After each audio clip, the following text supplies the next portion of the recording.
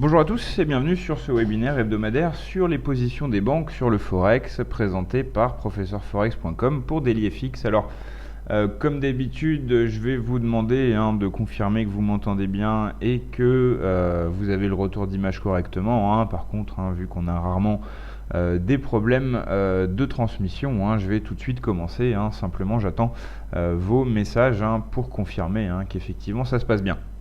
Donc, comme on peut s'en douter, les événements de la semaine dernière, avec le Brexit surtout, ont occasionné une grande moisson de positions dans le portefeuille des banques. Compte tenu des mouvements, il y a pas mal de positions qui ont atteint soit leur objectif, soit leur stop. Donc c'est ce qu'on va voir dans ce webinaire notamment. Là, le portefeuille n'est pas vide, mais il y a forcément plus beaucoup de positions en cours, compte tenu de la moisson suite au mouvement de vendredi. Donc on va faire le point sur cette moisson d'ordre qui ont atteint leur objectif ou leur stop, et on va voir ce qui reste encore en portefeuille. Au cours de la semaine, les banques vont continuer à se repositionner, à émettre de nouveaux conseils, mais je vais d'abord faire un petit point sur justement l'objet de ce webinaire et le sujet de ce webinaire pour ceux qui seraient nouveaux dans ce rendez-vous hebdomadaire. Je rappelle qu'on y parle du portefeuille des banques PFX Premium, un service que professeurforex.com édite. Le but de ce service, c'est de tout simplement de vous transmettre, de rassembler, de rechercher, de rassembler et de vous transmettre des conseils de swing trading et de moyen terme sur le Forex en provenance de grandes banques. Il faut savoir que toutes les banques communiquent plus ou moins publiquement sur certaines de leurs prises de position, et toutes les banques disposent également de sites réservés à leurs clients sur lesquels elles diffusent des conseils. Nous, notre travail, c'est de rechercher et de rassembler tout ça dans ce qu'on appelle le portefeuille des banques pour vous fournir des signaux de trading, de swing trading et de moyen terme en provenance de grandes banques. Voilà pour les quelques mots sur le sujet de ce webinaire. Et je rappelle aussi que c'est un webinaire hebdomadaire. On se retrouve tous les lundis à 16h. Alors, je vais donc tout de suite rentrer dans le vif du sujet avec le bilan post-Brexit, banque par banque. On a essentiellement les positions de 3 banques qui ont été stoppées ou atteint leur objectif suite au Brexit. Surtout pour Crédit Suisse, avec 4 positions qui ont été fermées suite au mouvement du Brexit. Avec une vente euro-GBP qui a touché son stop avec une perte de moins 76 pips. Une vente d'euro-dollar qui a touché son objectif avec un gain donc de 150 pips. Une vente USD-CHF qui a touché son stop avec une perte de moins 63 pips. Et enfin un achat USD-CAD qui a touché son objectif avec un gain de plus 368 pips. Donc sur la journée Brexit, c'est un gain de 397 pips au total affiché pour les conseils de Crédit Suisse, 2 gagnants, 2 perdants, mais avec une bonne gestion du risque. Il y a donc un bilan qui reste très largement positif.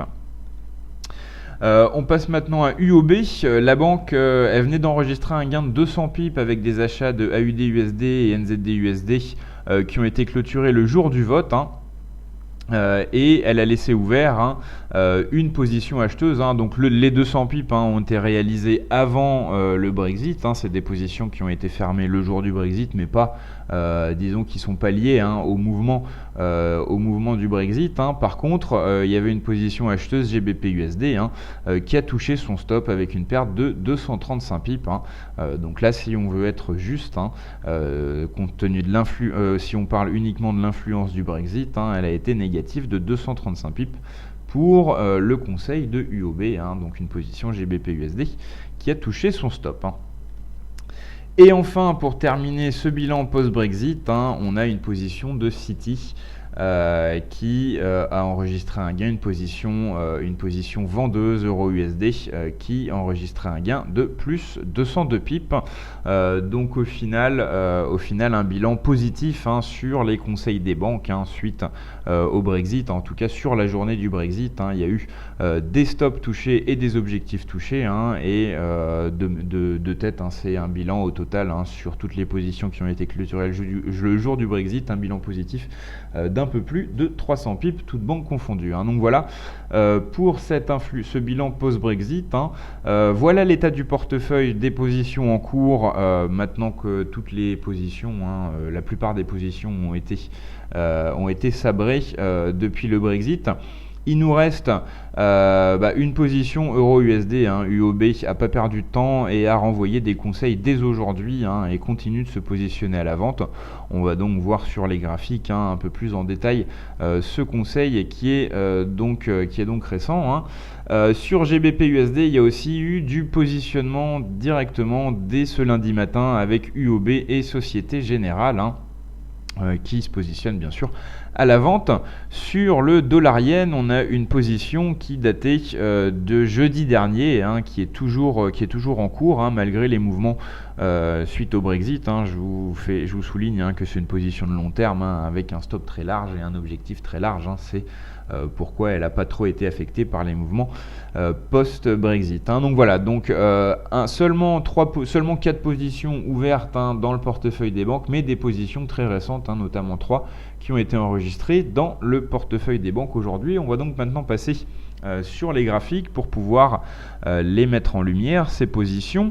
On va commencer bien sûr par euro-dollar. Euro-dollar, donc je le rappelle, une position de UOB avec un cours d'entrée à 1,1040.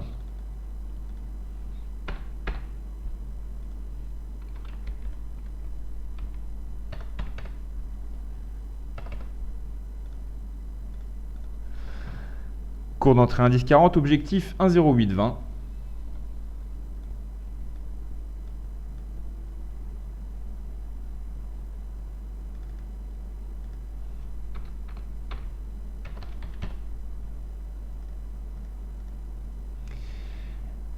Et le stop 1,13.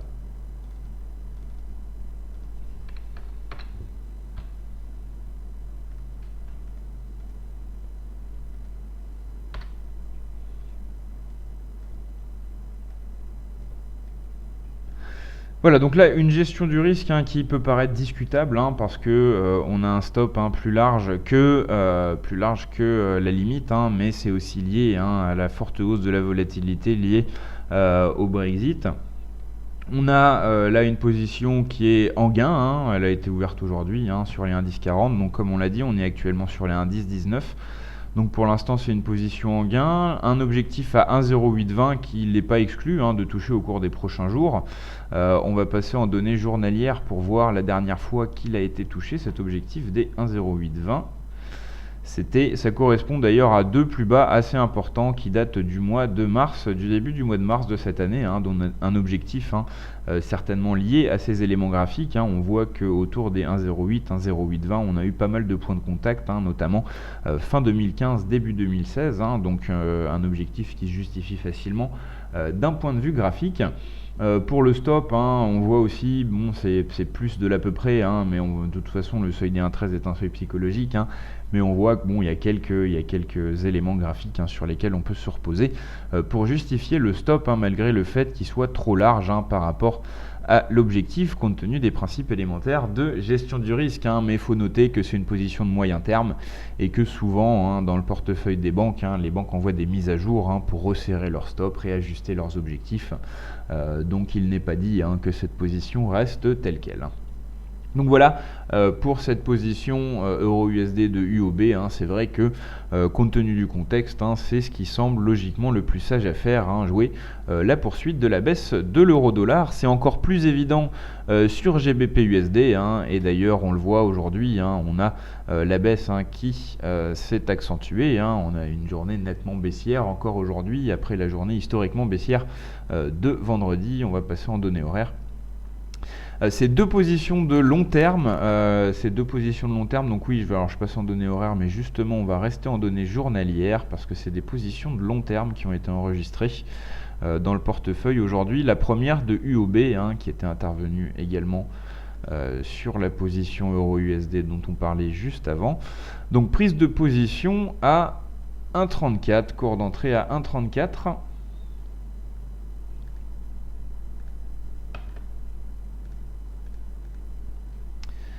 Un objectif sur les 1,30. Donc là, oui, une position de long terme, mais un objectif qui n'est pas non plus très très éloigné, 400 pips.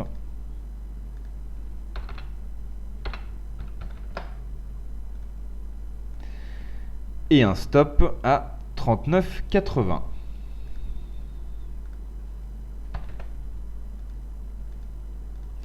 Donc là, un stop carrément plus large que la limite, mais comme je l'avais précisé, c'est pour se laisser le temps de voir venir, et très certainement la banque va envoyer des mises à jour concernant ce stop au fur et à mesure que la position évolue. Alors qu'est-ce qu'on peut dire de cette position? Qu'elle est déjà pas mal gagnante, elle a été enregistrée aujourd'hui, mais elle affiche déjà un gain important vu qu'on est sur les 1,3240 et qu'elle a été ouverte sur les 1,34.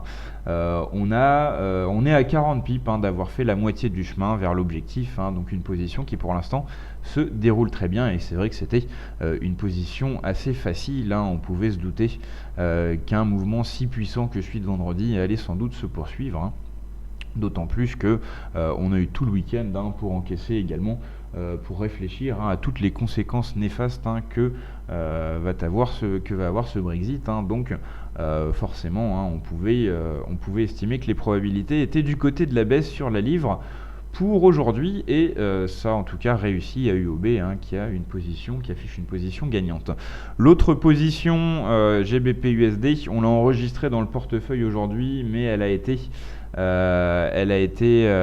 prise, il me semble que c'est vendredi soir, en tout cas elle a été ouverte au cours de 1,3750. Elle a un objectif à 1,25.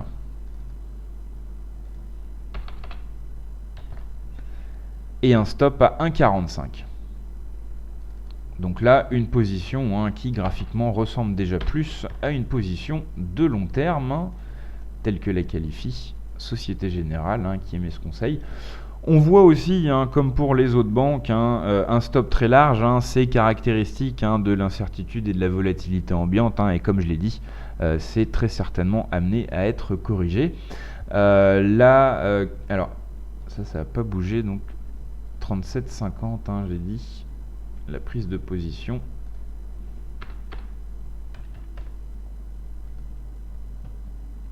Voilà, 37,50. Donc un stop large, mais là pour le coup, qui respecte la gestion du risque, mais quand même, là effectivement, ce stop, ça sera très certainement resserré si la position continue d'évoluer dans ce sens. Là, donc on a déjà un gain considérable pour cette position, ouverture sur les 1,3750, on est sur les 1,3229, ça fait plus de 500 pips gagnés déjà depuis vendredi soir sur cette position conseillée par la Société Générale. On a encore pas mal de chemin à parcourir pour atteindre l'objectif des 1,25, mais pour l'instant tout se déroule bien. On va terminer avec le dollar-yen. Le dollar-yen, c'est une position qui a été enregistrée non pas aujourd'hui, mais jeudi dernier. Un conseil vendeur de la part de Morgan Stanley.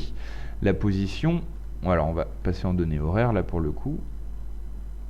Ah non, c'est une position de long terme également, donc décidément pas mal de positions de long terme, donc on va plutôt rester en données journalières. Cours d'entrée 106.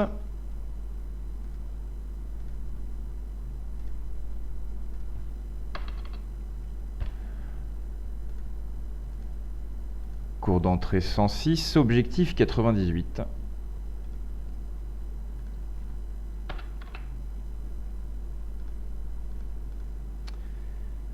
Stop 109.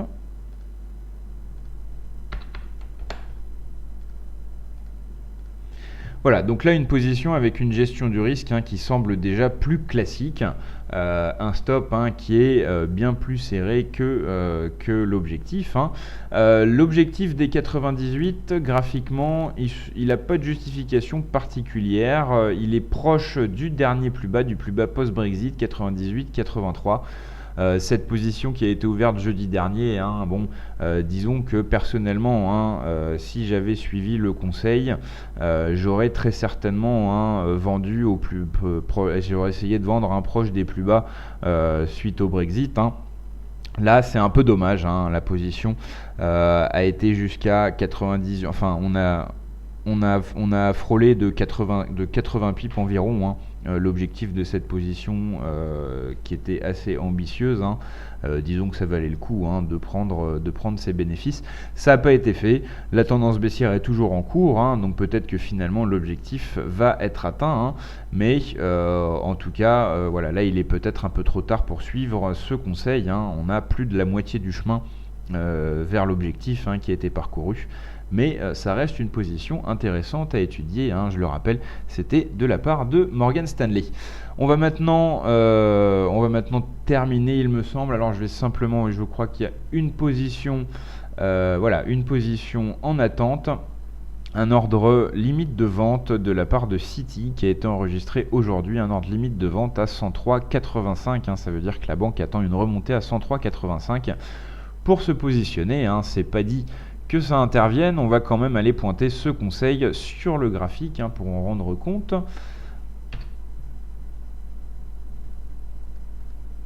Voilà, c'est du moyen terme, nous dit la banque. On va donc peut-être se contenter du graphique horaire, là on est en données journalières. Donc le cours d'entrée conseillé par la banque est de 103,85.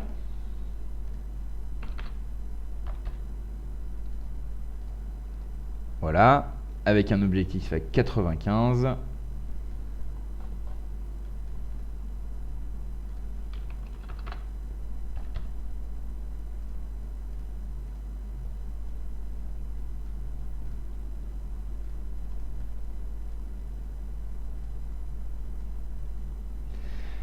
Stop à 107.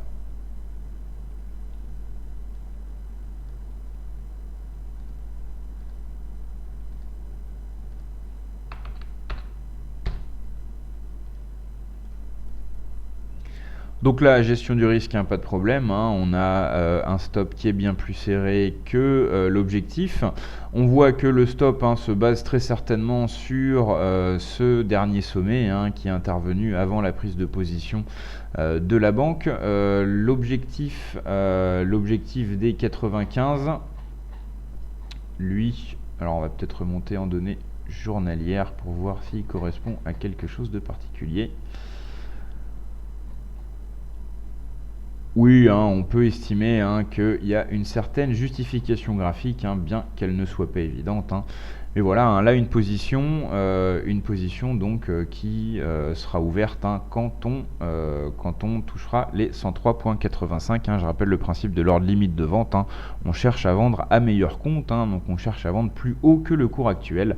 Là on est actuellement sur les 101,55. La banque attend donc une remontée à 103,85 pour se positionner à la vente et miser sur une nouvelle vague de baisse en direction des 95. Voilà donc pour ce qui nous reste dans le portefeuille des banques après cette moisson du Brexit. Simplement, je rappelle que vous pouvez bénéficier gratuitement d'un abonnement au portefeuille des banques avec l'ouverture d'un compte FXCM. Je rappelle aussi que le portefeuille des banques, c'est pas juste ce que je vous montre le lundi après-midi, c'est un site internet, un espace membre avec plusieurs mises à jour quotidiennes, des modifications d'ordre, des nouveaux ordres, des annulations d'ordre, etc. Avec le centre d'analyse des performances qui vous permet de rentrer dans le détail des performances par banque et par devise depuis début 2015, voire même avant. Donc vous pouvez aussi aller fouiller dans les performances et constituer vos propres stratégies. Il y a pas mal, on peut se rendre compte qu'il y a des banques qui sont plus performantes sur certaines paires de devises que sur d'autres. Et c'est quelque chose qu'on invite tous nos clients à jeter un œil là-dessus, parce que c'est vrai qu'on peut ensuite se constituer des règles de trading. Par exemple, je suis telle banque pour telle devise, je suis telle banque pour telle devise, et au final, on ne suit pas forcément tous les conseils du portefeuille des banques. On apprend à les sélectionner et à se constituer son propre portefeuille en se basant sur ces conseils en provenance de grandes banques. Et je rappelle pour finir que ce rendez-vous est un rendez-vous hebdomadaire tous les lundis à 16h, et aussi vous retrouvez à la mi-journée tous les lundis sur DailyFX un article cette fois qui fait également le point sur les positions qui sont dans le portefeuille des banques en début de semaine. Voilà, je vous souhaite maintenant à tous une très bonne fin d'après-midi, une très bonne semaine de trading, et je vous donne donc rendez-vous la semaine prochaine pour un nouveau point sur les conseils et les positions des banques. Au revoir.